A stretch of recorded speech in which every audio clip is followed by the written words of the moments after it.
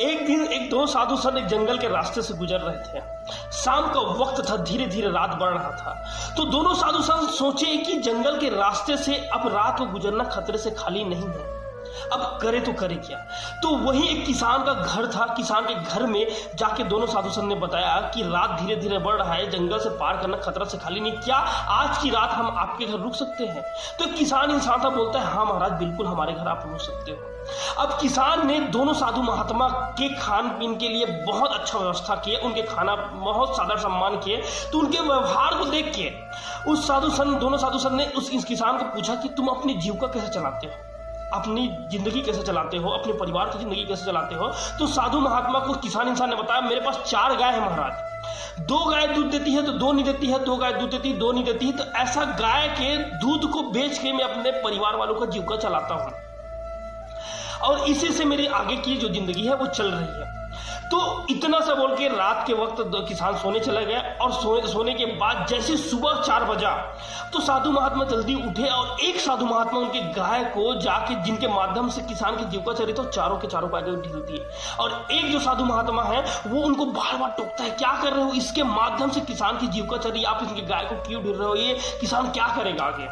और किसान के गाय को ढील के दोनों साधु महात्मा वहां से चले गए।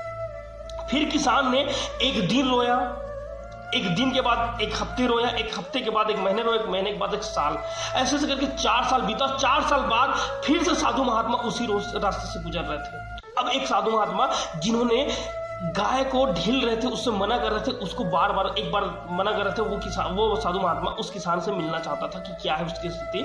तो देखता है कि झोपड़पट्टी था, वहां बहुत बड़ा घर बन गया है और वहां एक ट्रैक्टर खड़ा है, कार वार सारा चीज है। तो एक साधु महात्मा उनके पास गए, जो इंसान बहुत सूट बूट में साहब टाइप का खड़ा था, उनके पास जाके बोलते एक किसान रहता था झोपड़पट्टी, तो है कहाँ चला गया, यहाँ पास था वो कहाँ गया। तो बोलते वो किसान मैं ही।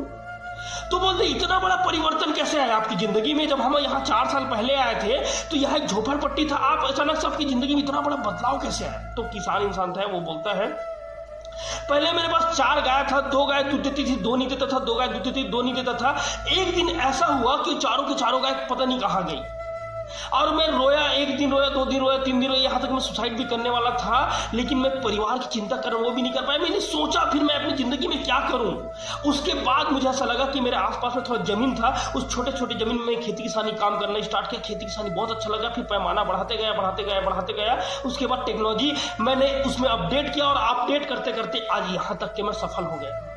तो जो सेकंड साधु संत था जिसने उनकी गाय ढीला था, चारों के चारों गाय, वो साधु संत बोलते हैं कि वो गाय कोई और नहीं ढीला था, वो गाय मैंने ढीला था।